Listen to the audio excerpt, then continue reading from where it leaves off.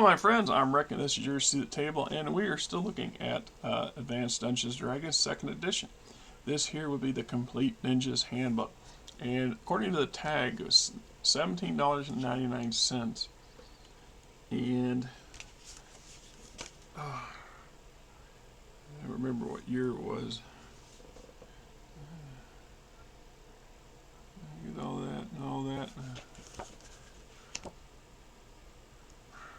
You know, I've always had a fascination with the idea of the ninja in the first place and some of the stories that come around through them. And so when Dungeons & Dragons expanded, just it was 1995. Okay, so this would have been getting into the very end of material that was being produced for second edition, because at this point they're ramping into third edition. So I think this would be one of the last of the series that was produced. I can't prove that or say that with 100% confidence. But anyway, like I said, they started getting into Oriental, what they called Oriental Adventures, and so we had a couple of source books and a couple of modules and stuff that was geared to that, to see if there would be a big enough interest to really expand that in that direction. It didn't go quite. I don't think it was not nearly as successful as they'd hoped for, so it didn't grow much. But in that aspect, the idea of having a rogue character, a thief character, who is a commando. What's the difference between a commando and a ninja? Well, it depends on the level of the training, right? Well, there's some organizations out there with some very trained individuals who would quite easily fit into a category of what the ninja's about. Anyway, so I picked it up, and then it's a really good addition, because you do give you the opportunity for the ninja classes itself and other classes that are set up for Oriental Adventures. Talks about dealing dual class ninja based spells that are available, and we got ninja kits, and yeah, there's some spells, specialized equipment, killer kits, more kits here. Demi-human spies, killers, ninja kits and the spies, the shinobi bard. Yeah. Martial arts, martial art results, things like toxicology, water walking, voice mimicry. See, that was another thing that I loved having the extra crunch. I loved having the expansive options of feats and skills that weren't covered in the basic stuff. So when you get an eccentric character comes along and insists on wanting to be able to mimic other people as a mockery thing, but they're not a bard. Well, how would that work? You can go in and think, if you get your head going and go, well, what about this voice mimicry?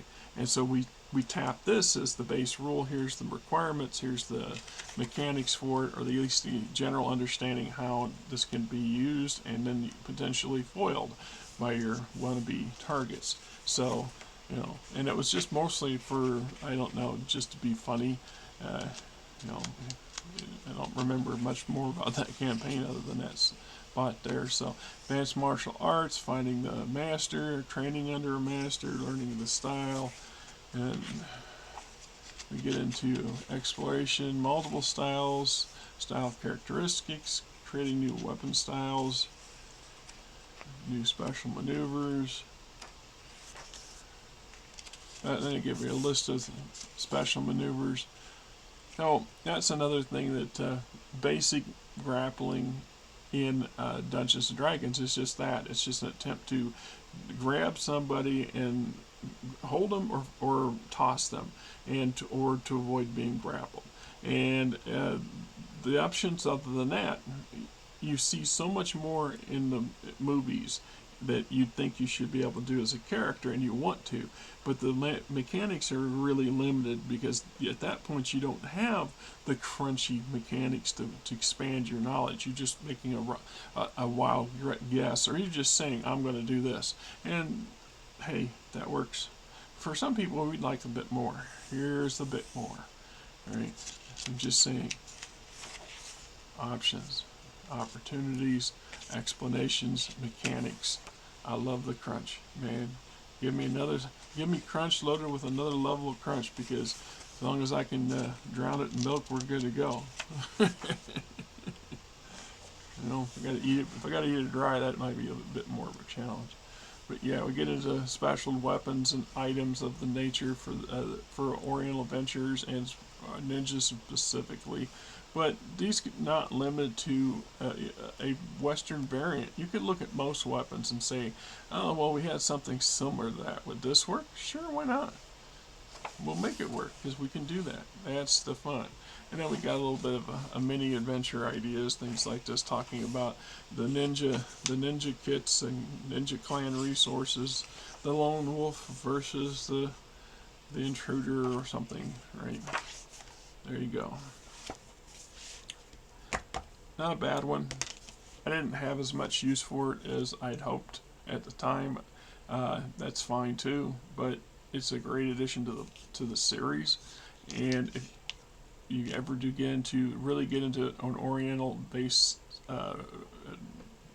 campaign, this material works across genres. The base concept material has no bearing whether it's Dungeons and Dragons Pathfinder or some other system that I right now couldn't come off the top of my butt with. Anyhow, you guys have yourself a great weekend.